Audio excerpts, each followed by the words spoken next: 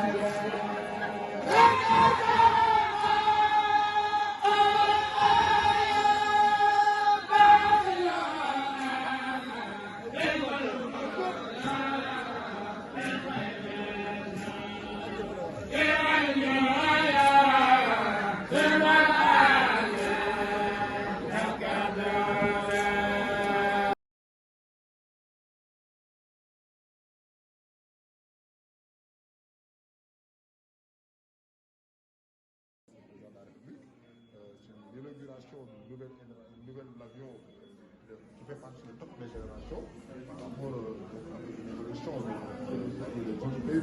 Comment vous le voyez? Un avion de toute dernière génération, comme on le disait, qui sera vraiment le cheval de bataille de la flotte d'Air Sénégal. Donc nous attendons 8 appareils dans les prochaines années.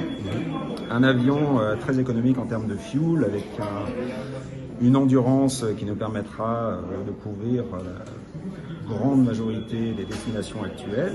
C'est vraiment un appareil qui sera un très bon investissement pour Air Sénégal. Voilà. Si on respecte toutes les normes d'entretenir, on peut avoir pour une durée de combien? 10 ans, 15 ans? Minimum.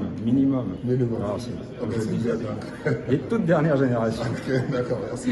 jërëjëf Air Sénégal jërëjëf merci on est content incha allah Belli TV Sénégal merci beaucoup. Merci à vous, merci. Un honneur.